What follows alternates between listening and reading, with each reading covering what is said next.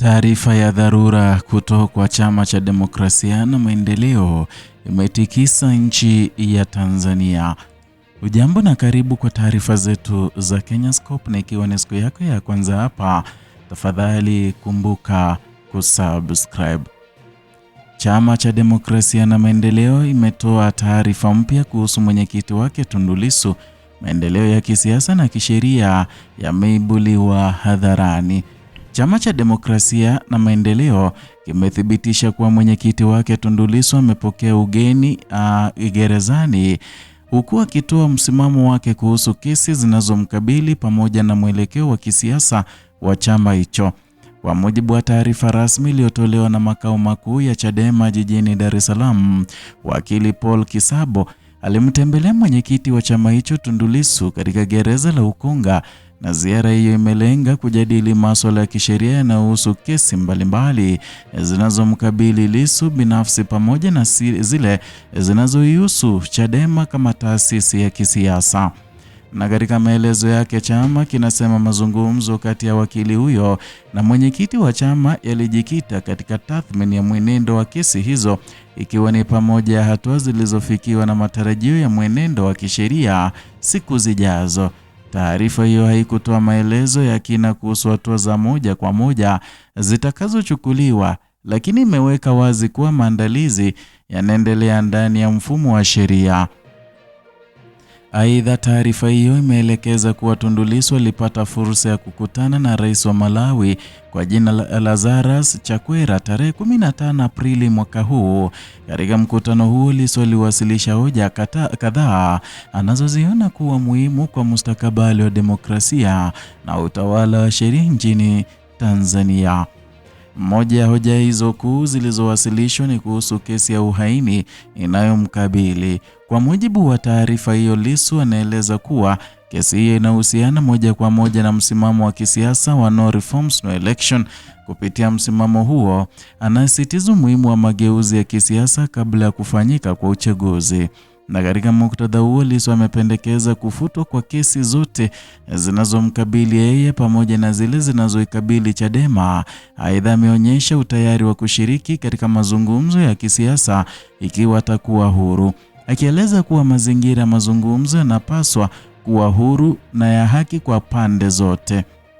Hoja nyingine iliyowasilishwa ni kuhusu hoja ya kufanyika kwa uchunguzi huru wa kimataifa kuhusiana na matukio yaliyotokea Oktoba mwaka 2025.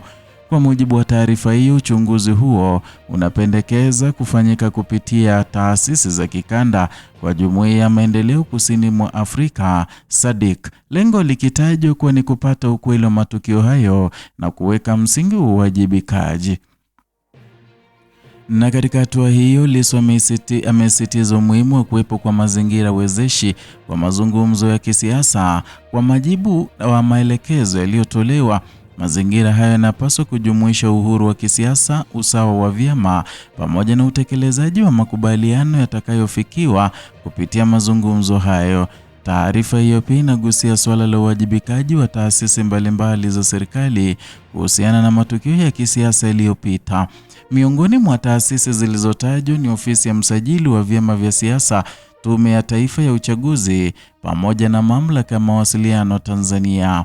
Na katika hoja hiyo imesisitizwa haja ya kurejea mapendekezo ya ripoti mbalimbali za kitaifa, ikiwemo ripoti ya Jaji Nyalali ya mwaka 1992. Aidha, Lissu amegusia umuhimu wa mageuzi katika vyombo vya ulinzi na usalama, na kwa mujibu wa taarifa hiyo, mageuzi hayo yanapaswa kuzingatia mapendekezo ya ripoti ya Jaji Chande ya mwaka 2023 ambayo imekuwa ikitajwa mara kadhaa katika mijadala ya kitaifa kuhusu utendaji wa vyombo hivyo. Na katika eneo la uchaguzi, taarifa hii imeeleza kuwa Lissu amependekeza mabadiliko ya mfumo mzima wa uchaguzi nchini. Pendekezo hilo linajumuisha kuundwa kwa chombo kipya huru cha kusimamia uchaguzi tofauti na mfumo uliopo sasa. Hoja hiyo imeungwa mkono na marejeo ya ripoti mbalimbali za uangalizi wa uchaguzi kuanzia mwaka 1995 hadi mwaka 2025. pamoja na ripoti za Jaji Warioba na Jaji Nyalali. Kwa upande wa katiba, Taarifa hii imeweka wazi kuwa Lissu anaona umuhimu wa kupatikana kwa katiba mpya kama suluhisho la changamoto nyingi za kisiasa na kisheria zinazoikabili nchi. Hoja hii imekuwa ikijitokeza mara kwa mara katika mjadala wa kisiasa nchini Tanzania kwa miaka kadhaa. Na katika hatua nyingine, taarifa hii imeeleza kuwa Tundu Lissu amepatiwa nakala ya uamuzi wa mahakama ya rufani uliotolewa tarehe 15 Aprili mwaka 2026. Uamuzi huo unaruhusu Chadema kuendelea na shughuli zake za kisiasa bila vikwazo vya kisheria vilivyokuwepo hapo awali.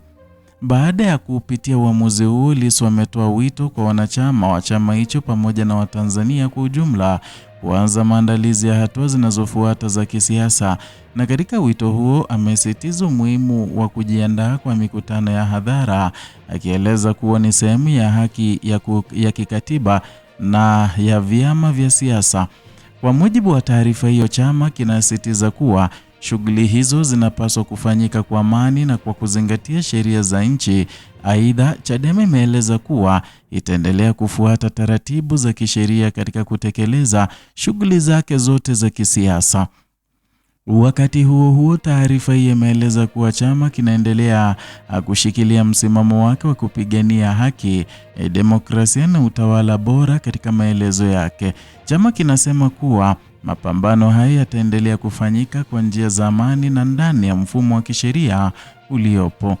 Wachambuzi wa masuala ya kisiasa wanasema kuwa taarifa hii inaonyesha mwelekeo wa Chadema katika kipindi hiki, hususan baada ya uamuzi wa mahakama ya rufani, na wanasema kuwa hatua zinazofuata zitategemea namna ambavyo pande zote mbalimbali zitashirikiana katika kuhakikisha kuwa haki za kisiasa zinaheshimiwa. Kwa upande mwingine, baadhi ya wadau wanaona kuwa hoja zilizowasilishwa na Lissu zinaweza kuchochea mjadala mpana zaidi kuhusu mageuzi ya kisiasa nchini. Hata hivyo, wanasema kuwa utekelezaji wa mapendekezo hayo utahitaji ushirikiano wa pande zote, ikiwemo serikali, vyama vya siasa na taasisi za kiraia. Kwa ujumla, taarifa ya Chadema inaweka wazi msimamo wa chama hicho katika masuala ya kisheria na kisiasa, huku ikielekeza wanachama wake kujiandaa kwa hatua zinazofuata. Aidha, inaonyesha kuwa mjadala kuhusu demokrasia, uchaguzi na utawala wa sheria unaendelea kuwa sehemu muhimu ya ajenda ya kitaifa. Taarifa hiyo imetolewa leo Alhamisi, Aprili tarehe 16 mwaka huu na mkurugenzi wa mawasiliano na uenezi wa Chadema, Brenda Rupia, na maendeleo zaidi yanatarajiwa kufuatilia utekelezaji wa uamuzi wa mahakama na hatua za kisiasa zitakazofuata. Ni hayo tuliokuandalia mpenzi mtazamaji kutoka hapa Kenyascope, channel yako pendwa inaokuletea taarifa hizi pamoja na zingine kwa kina, uchambuzi wa kina bila kuyumbisha wala kuegemea upande wowote. Zidi kuwa nasi, zidi kusubscribe, kulike na kushare video zetu, na vile kugonga alama ya kengele ili uweze kupokea taarifa hizi moja kwa moja pindi tu tunapozi upload.